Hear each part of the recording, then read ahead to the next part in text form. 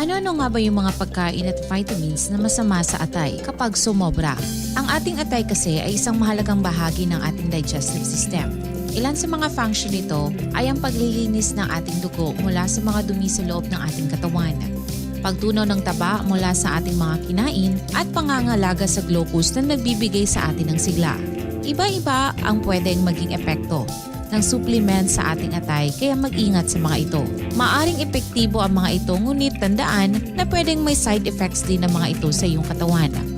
Maging masuri rin sa mga supplements para sa ubo at sipon, depresyon at pagkabalisa, at mga immune boosters. Sa huli, mas makabubuti pa rin mag-ingat tayo sa mga produktong ating ginagamit. Siguraduhin may sapat na kaalaman tungkol sa bibilhing supplement at huwag mahiyang magtanong tungkol sa mga ito. Iwasan nating lubusang umasa sa supplements at sikapin pa rin magkaroon ng balanseng diet at disiplina sa katawan upang mapanatili itong malusog. Ang sodium ay isang mabisang sangkap para sa maayos na pagdaloy ng fluids at pag-regulate sa ating blood pressure.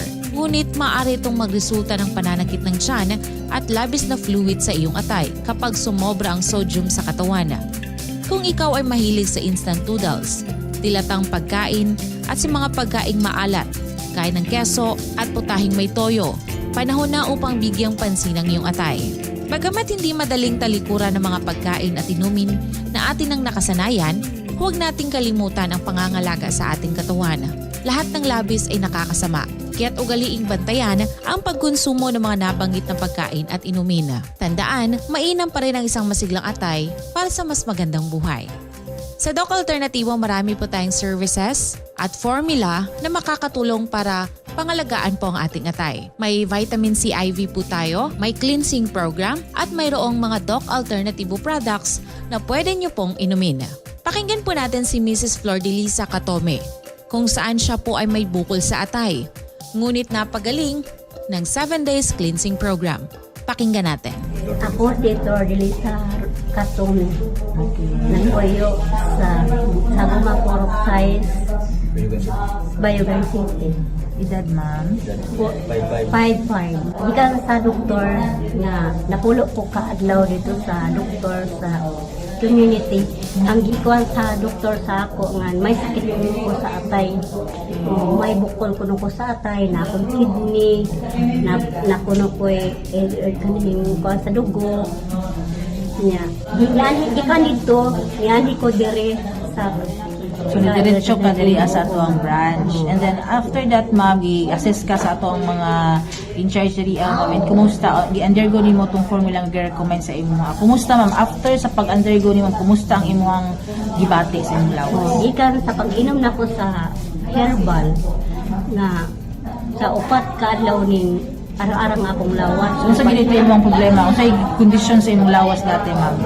Luya kayo ko ato. Na dayon, ingon nila nga ni doktor na hinal na kuno ko kay grabe kuno ka kapoy sa akong gibati kapoy di akong lawas, di ko halos makabaro. Nya sakit kaya akong tiyan padung sa akong kilid, murag silutan ako kilid na akong dughan, murag dagong sa akong likod.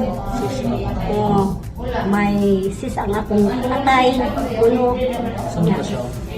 Okay. Pagka ato Pag-undergo ni mo, ma'am, kumusta? Pag-undergo ni mo sa formula sa doktor? okay na ko nga na andi ko diretso herbal. Nausap ang aura sa imong Nausap na ma'am? ang akong panglawas. Dati, luspad ka, ma'am. Luspad kayo. Karon, kumusta? Karon na okay na akong lawas. Ako sa akong gibati karon hinatuunta nga ay makatundog hawag bago na ko sila nga duol mo diri sa alternatibo makatambal. Ako si Flor de Lisa Catome, nagpuyo sa Saguma Porok Size, Bayugan, Agusan, Resort. Kaya bisitahin po ang pinakamalapit na branch ng Doc Alternativo para sa tamang gabay. Tumawag sa hotline para sa inyong katanungan 0946-967-3211. Ito si Daisy Aranyes para sa Balitang Pangkalusugan.